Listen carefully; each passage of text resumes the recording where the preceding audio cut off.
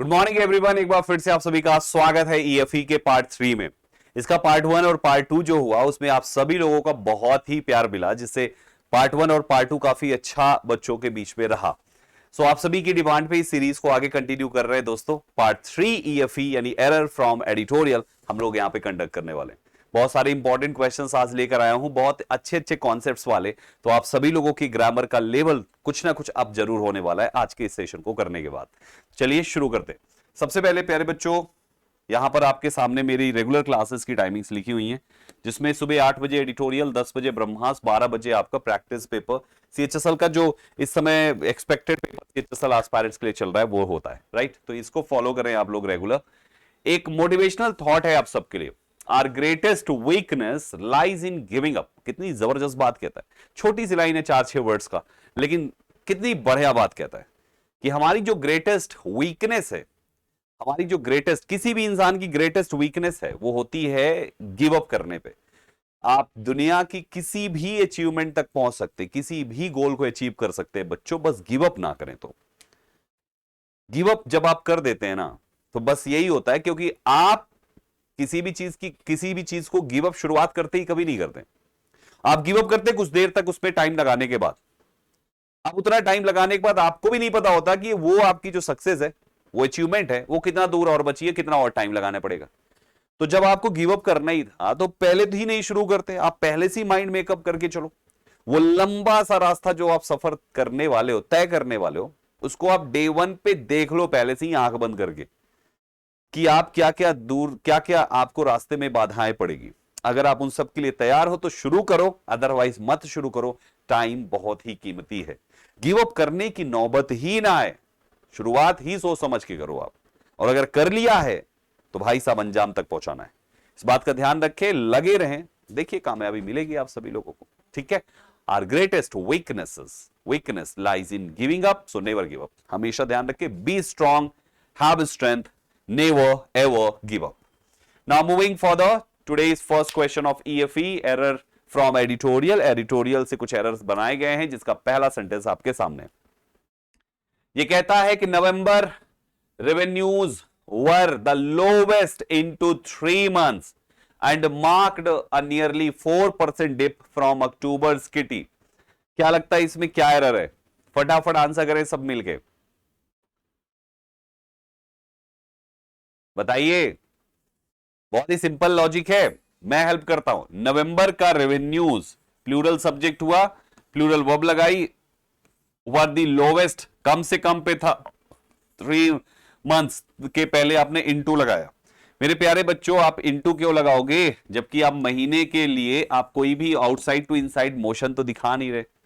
कि outside to inside जब motion होता है तो इनटू आता है। A cat jumped into the well, A boy jumped into the river. A cat fell in the well. किसी गड्ढे में या किसी बंद चीज के अंदर कोई चीज जाती है तो इंटू आता है। यहां पे कोई इंटू आने का चांस ही नहीं है, यानी 3 महीने में वो कह रहा है। तो मे की इंग्लिश आउटसाइड टू इनसाइड ना हो तो इन लगाओ, और अगर आउटसाइड टू इनसाइड हो तो इंटू लगाओ। यहां पे नहीं है तो इन आएगा। इसलिए आंसर हो गया आपका ऑप्शन नंबर सेकंड, इंटू की जगह पर इन का इस्तेमाल किया जाएगा प्यारे बच्चों। Let's have question number 2. One would have expected festival consumption to spike the GST intake despite the e-way bills decline. This is the question. That's very special. बताइए इसका आंसर। सोचिए क्या हो सकती है एरर, खोजिए और आंसर दीजिए। Time's up. प्यारे बच्चों, क्वेश्चन है वन वुड हैव, इसके बाद थर्ड फॉर्म एक्सपेक्टेड, क्या, कंजम्पशन, कैसा, festival. So let me tell you, festival जो शब्द है ये खुद भी एक नाउन है और कंजम्पशन भी एक नाउन है। अब अगर आपके पास 2 नाउन होना तो बाद वाला नाउन और उसके पहले वाला एडजेक्टिव होता है प्यारे बच्चों। बाद वाला नाउन, पहले वाला एडजेक्टिव होता है। बाद वाला है कंजम्पशन, पहले वाला है फेस्टिवल। तो ये फेस्टिवल एक्चुअली अ नाउन नहीं बल्कि ये एडजेक्टिव होना चाहिए था। फेस्टिवल का एडजेक्टिव फॉर्म होता है फेस्टिव। फेस्टिव सीजन होता है ना, फेस्टिव सीजन, कि फेस्टिव सीजन चल रहा है, तो वो फेस्टिवल की जगह पे आप फेस्टिव लिखेंगे। फेस्टिव एक एडजेक्टिव है, फेस्टिवल एक नाउन है, ये ध्यान रखें दोस्तों। Festival is a noun, festive is an adjective. So आपको एक नाउन, कंजम्पशन नाउन के पहले एक एडजेक्टिव लिखना पड़ेगा, इसलिए फेस्टिवल की जगह पे फेस्टिव लिख दीजिए। Let's have next question.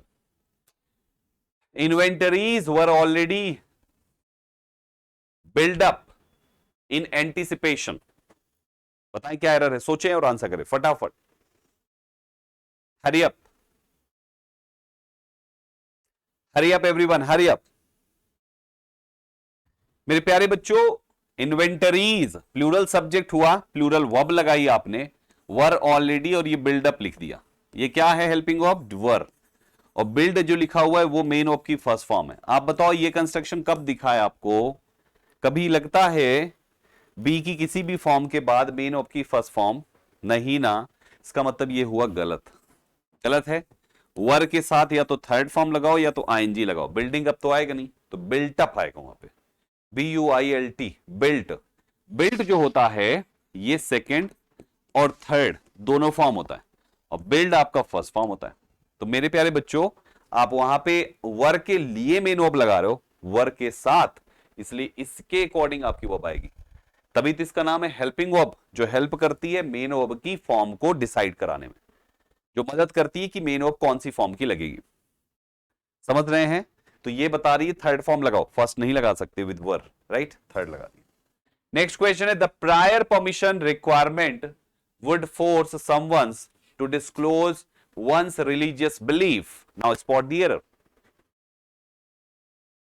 Spot the error quickly.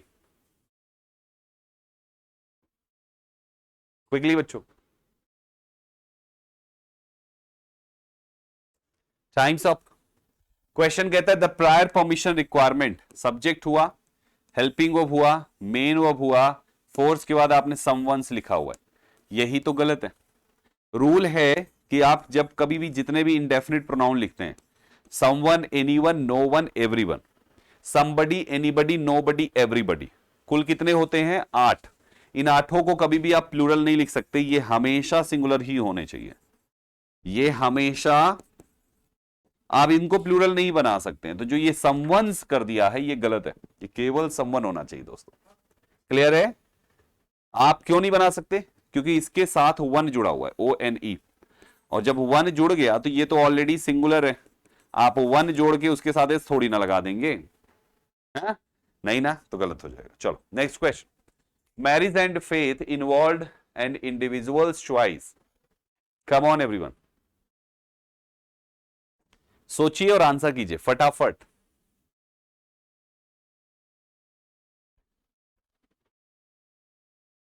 क्या बात है? मैरिज एंड फेथ दो नाम आए यहां पे। मैरिज और फेथ में इन्वॉल्व होता है हर एक इंडिविजुअल की चॉइस। यहां पे क्या लिखा आपने? इन्वॉल्व। टेंस कौन सा बना दिया? पास्ट। लेकिन आप एक बात बताओ कि जो सेंटेंस कहना चाह रहा है कि शादी और विश्वास हर एक व्यक्ति की अपनी चॉइस होती है, तो यह एक जनरल बात हो गई ना। और हर एक जनरल बात को, जनरल बात हो गई, तो जनरल बात को हमेशा प्रेजेंट इंडेफिनिट में बनाते हैं। आप पास्ट इंडेफिनिट तो नहीं लगा सकते ना भाई साहब। तो जो वो इन्वॉल्व है वो एक्चुअली इन्वॉल्व नहीं, बल्कि केवल इन्वॉल्व ही होना चाहिए। हम उसको पास्ट में नहीं ले जाएंगे, बल्कि प्रेजेंट इंडेफिनिट बनाएंगे। इन्वॉल्व होगा इन्वॉल्व की जगह पर। Next question. The prior permission obviates the need to question the genuine nature of the conversion. Come on everyone, speed से।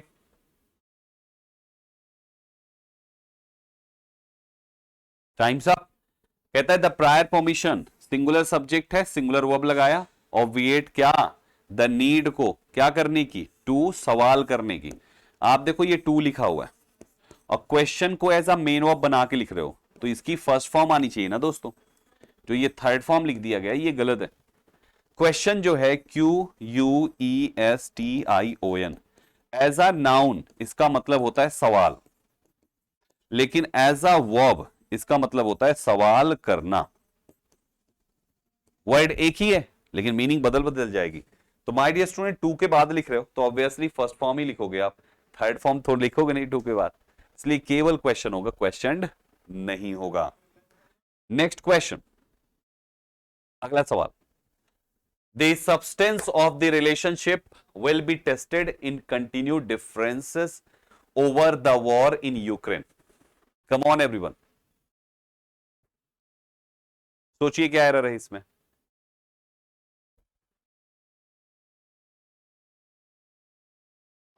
क्या बात है। The substance of the relationship, ये सब्जेक्ट हुआ, विल बी टेस्टेड ये आपकी वर्ब हुई, इन लगा दिया आपने, तो इसके बाद मेन ऑफ की फर्स्ट फॉर्म कैसे। देखो टू अगर होता है तो मेन ऑफ फर्स्ट फॉर्म का आता है, लेकिन आप टू के अलावा कोई और प्रीपोजिशन होगा तो जीरेंड आएगा ना उसके साथ। तो जो इन कंटिन्यू है वो इन कंटिन्यूइंग होना चाहिए। क्या होना चाहिए, इन कंटिन्यूइंग। सो आपका जो एरर है वो इस पार्ट में है, कंटिन्यू आईएनजी फॉर्म में जाएगा। Next question, India imports of Russian oil remain a fraction of the fossil fuels Europe continues to buy। बताएं क्या एरर इसमें।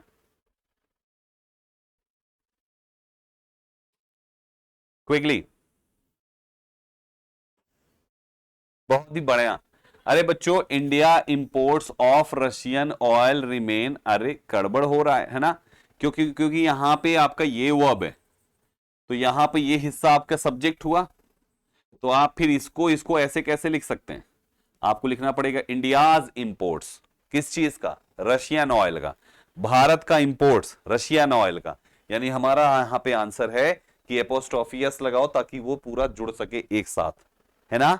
इंडियाज इंपोर्ट्स, इंडिया का इंपोर्ट, एक्सपोर्ट बाहर भेजना, इंपोर्ट बाहर से मंगाना। किस चीज का इंपोर्ट, रशियन ऑयल का बाहर से मंगाना, है ना। ये इंपोर्ट्स प्लूरल हुआ, अब ये प्लूरल वर्ब आ गई फर्स्ट फॉर्म की, ठीक। तो आंसर आपका ऑप्शन नंबर ए है। Next question, European Union countries have cut all other links with Moscow. सोचिए और आंसर कीजिए क्विकली।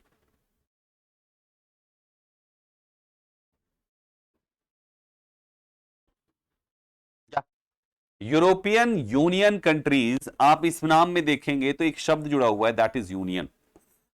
यूनियन, यूनाइटेड, रिपब्लिक और किंगडम, ये चार ऐसे शब्द हैं जब किसी देश के नाम के साथ जुड़ते हैं तो हम उसके साथ आर्टिकल दा लगाते हैं। आप देखो यहां से दा गायब है, आपका आर्टिकल होना चाहिए the European Union countries, this will be the answer. My dear students, हालांकि यूरोपियन शब्द के साथ नहीं आता, लेकिन यूरोपियन यूनियन कंट्रीज में यूनियन आ गया, इस वजह से दा लगाएंगे यहां पे, ठीक है। तो ये द यूरोपियन यूनियन कंट्रीज हो जाएगा, this will be the correct answer. Okay, now next question, it's difficult to highlight the irony involve. Answer दीजिए, सोचिए क्या हो सकता है। छोटे छोटे सेंटेंसेस हैं न्यूज़पेपर से। एरर फ्रॉम एडिटोरियल चल रहा है आप सबके लिए। Times up. लिखा हुआ इट्स डिफिकल्ट, ऐसे कैसे हो सकता है। अगर आप यहां पे ITS लिखोगे तो बालक ये तुम्हारा एडजेक्टिव होता है ना, पजेसिव एडजेक्टिव, इसके बाद नाउन आएगा, तो इट्स डिफिकल्ट नहीं, इट्स डिफिकल्टी आता। अब यहां पे हम ऐसा नहीं करेंगे, हम क्या करेंगे, अगर आपका ये एडजेक्टिव है तो इसके पहले आप सब्जेक्ट प्लस वर्ब कर दो ना, तो इस इट्स को लिख दो इट इज, या IT एपोस्ट्रोफी एस, ये इट्स लिखो। ये इट्स नहीं चाहिए, एपोस्ट्रोफी मिसिंग है, गलत हो जाएगा, इसलिए इट्स लिखो IT एपोस्ट्रोफी एस या इट इज, अलग अलग, दोनों का एक ही मतलब है, इट इज या इट्स, ठीक है, सेम मीनिंग है यहां पे। चलो next question, the acts of communication, the acts of commission that led to such a high fatality figure is punishable। hurry up, spot the error quickly।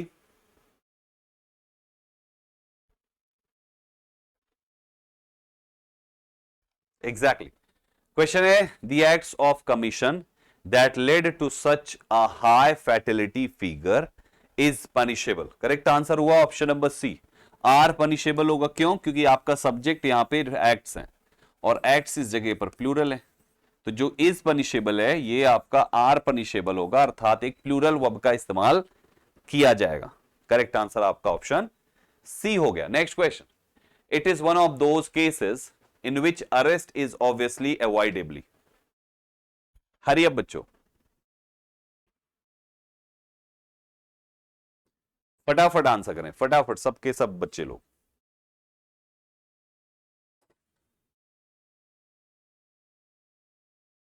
Exactly my dear student कहता है it is one of लिखा तो plural noun आएगा, इन विच जिसमें arrest है obviously avoidable. क्यों? क्योंकि arrest यहां पे एक नाउन है और नाउन के लिए इस वर्ड को एडजेक्टिव बनाओ, तो अवॉइडेबल लिखो यहां पे अवॉइडेबली की जगह पर, अवॉइडेबल इज राइट। सही जवाब ऑप्शन सी है, अवॉइडेबल। अब ये ऑब्वियसली इस एडजेक्टिव के लिए एडवर्ब बन जाएगा, बाकी सही है। नेक्स्ट क्वेश्चन है while 14 foreigners fall victim to rape last year, 16 were raped in 2020 and 12 in 2019। इसमें क्या एरर है गाइस? क्विकली, स्पीड से।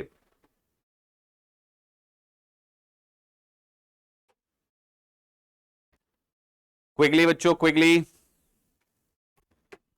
Logic is very simple my dear students. कहता है देखो पहले बात देखो कब की हो रही है, लास्ट ईयर की हो रही है ना, जो कि बीता हुआ समय है, जो कि पास्ट टेंस है। जब टेंस पास्ट है तो आप प्रेजेंट की वर्ब तो नहीं लिख सकते ना, फॉल, फॉल प्रेजेंट की वर्ब होती है, इसका पास्ट फॉर्म होता है फेल, है ना, फॉल, फेल, फॉलन। सो फेल होना चाहिए प्यारे बच्चों, ताकि हम उसको पास्ट इंडेफिनिट बना सकें। That will be only fail. Next question, these are just few incidents of foreigners falling victim to crimes in our country। क्या एरर है इसमें? कम ऑन एवरीवन,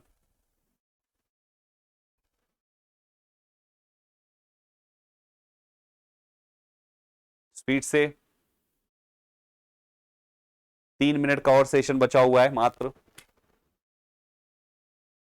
क्या बात है?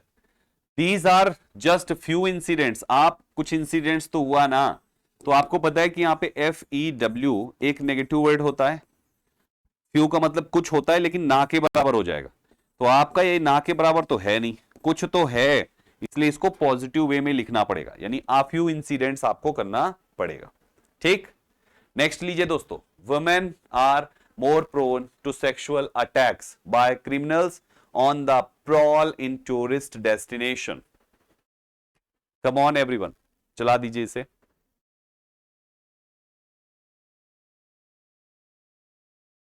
क्विकली,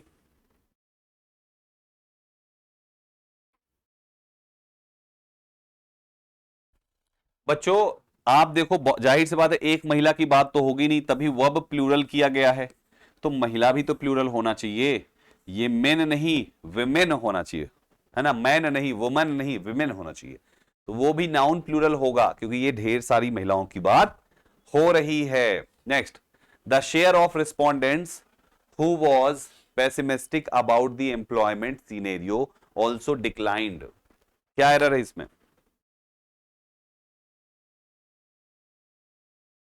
सोचिए फटाफट और आंसर कीजिए स्पीड से। क्या बात है, अरे बच्चों रिलेटिव प्रोनाउन देखो ये है, तो आगे की वो अब इसकी एंटीसीडेंट के हिसाब से लगाओ ना यार। आपका एंटीसीडेंट रिस्पोंडेंट्स प्लूरल है, जब प्लूरल वो है तो वह भी तो प्लूरल ही आएगी, इसलिए वॉज को हटा के उसकी जगह पे वर कर दीजिए, एंटीसीडेंट को फॉलो कीजिए।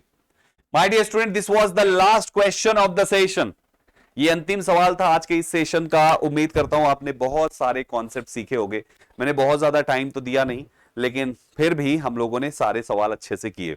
मैं इस सेशन के अगले पार्ट में एक काम करूंगा, मैं इसमें एक टाइमर लगा के चालू करूंगा, ठीक है, 15 सेकंड या 20 सेकंड का, तो उतने टाइम के अंदर, या पोल करा दूंगा, तो उतने टाइम के अंदर आप सभी लोगों को पता होगा कि हाँ ये मुझे 20 सेकंड में ही आंसर करना है, तो सेशन थोड़ा हल्का सा, जो 20 मिनट का हो रहा है वो 30 मिनट का होना शुरू हो जाएगा। ठीक है दोस्तों, तो इस वजह से आप लोग तैयार रहना, अगला जो सेशन करेंगे हम लोग उसमें या तो टाइमर या पोल, दो में से किसी एक को हम फॉलो करेंगे, तो आपके लिए और भी इंटरेक्टिव हो सकेगा और टाइम ज्यादा मिल सकेगा और ज्यादा आप सभी लोगों को रिप्लाई करने के लिए। ठीक है, चलो भाई फिर सेशन को यहीं पे एंड करते हैं, और उम्मीद करता हूं आप सभी को पसंद आया होगा। कैसा लगा आपको ये सीरीज, ये सेशन जो आप सबके लिए शुरू हुआ है, एरर फ्रॉम एडिटोरियल, कमेंट में जरूर बताइएगा। Thank you very much for joining this session. मिलता हूं आप सभी से मेरे अगले शो में। टिल देन अपना ख्याल रखें। मैं संदीप केशरवानी, साइनिंग ऑफ।